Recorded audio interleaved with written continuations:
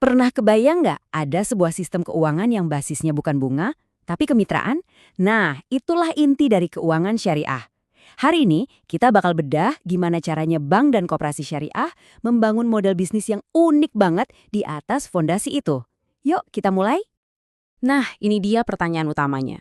Buat bank konvensional, bunga itu kan ibarat mesin keuntungannya. Jadi, gimana ceritanya sebuah bank bisa sukses kalau mesin utamanya justru dihilangkan?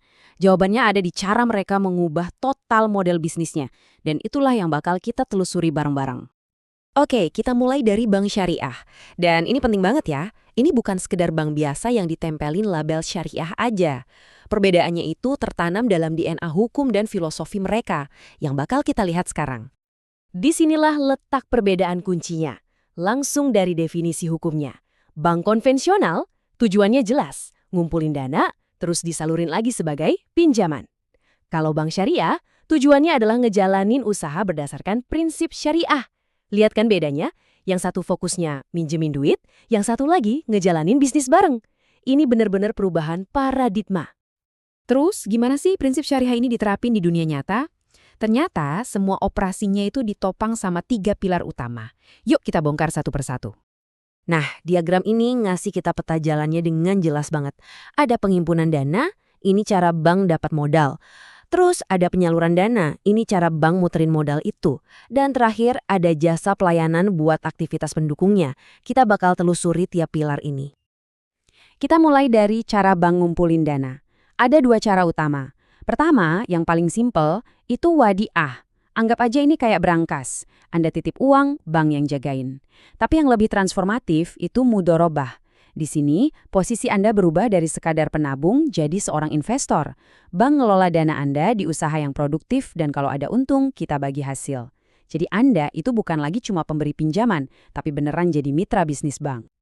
Oke, dananya udah kekumpul nih. Sekarang gimana cara pakainya tanpa ngasih pinjaman berbunga? Nah, disinilah bank syariah itu beda. Mereka nggak cuma duduk manis jadi pemberi pinjaman pasif, tapi mereka jadi pemain aktif di ekonomi real. Caranya lewat 3 hal, jual beli, sewa menyewa, dan investasi. Coba kita lihat skema jual beli. Yang paling umum itu murobaha. Gini contohnya, Anda butuh motor. Bank yang beliin motornya, terus ngejual lagi ke Anda dengan tambahan margin keuntungan yang udah disepakati di awal, transparan. Jadi Anda nyicil harga jualnya, bukan nyicil utang plus bunga. Ini model biaya plus keuntungan. Ada juga skema lain kayak salam dan istisna yang biasanya buat mendanai petani atau proyek konstruksi di awal. Terus ada investasi, disinilah semangat kemitraannya paling kelihatan. Ada 2 jenis utama. Di mudharabah, bank yang nyediain modal, pengusaha yang ngasih keahliannya. Kalau untung, kita bagi hasil. Kalau rugi, nah bank yang nanggung risiko finansialnya. Beda sama musyarakah, di mana kita berdua, bank dan pengusaha sama-sama naruh modal. Di sini untung rugi ya kita tanggung bareng-bareng. Kuncinya selalu sama, risiko dan hasil itu ditanggung bersama. Gimana kalau sewa? Ada ijarah, ini sewa menyewa biasa. Tapi yang menarik itu ijarah mutahiyah bitamlik. Gampangnya, anggap aja ini kayak skema sewa beli atau rent to own. Anda nyewa aset dari bank, misalnya rumah, dan nanti di akhir periode sewa, kepemilikan aset itu pindah tangan ke Anda. Terakhir, bank juga dapat pemasukan dari jasa-jasa berbasis biaya atau fee. Ini mirip layanan perbankan pada umumnya, tapi dengan prinsip syariah.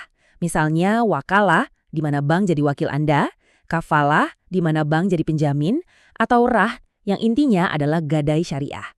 Intinya, semua ini layanan dengan biaya yang transparan, bukan bunga terselubung. Oke, tadi kita udah lihat gimana prinsip ini jalan di bank yang skalanya besar. Sekarang gimana kalau kita lihat prinsip yang sama diterapin di skala yang lebih kecil, lebih dekat sama kita sehari-hari, yaitu koperasi syariah. Kata kuncinya di sini adalah milik anggota. Koperasi syariah itu bukan punya investor dari luar, tapi dimiliki dan dijalankan oleh anggotanya sendiri. Semua aktivitasnya, dari hulu ke hilir, harus sejalan dengan prinsip kebersamaan dan keadilan dalam Islam. Nah, ini sering banget bikin bingung nih, apa bedanya koperasi syariah sama BMT? Slide ini ngejelasin dengan baik banget.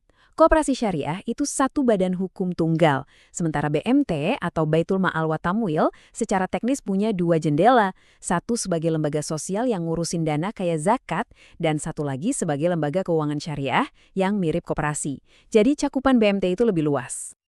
Dan kalau kita lihat peta aktivitasnya, wah ini fokus ke komunitasnya kerasa banget.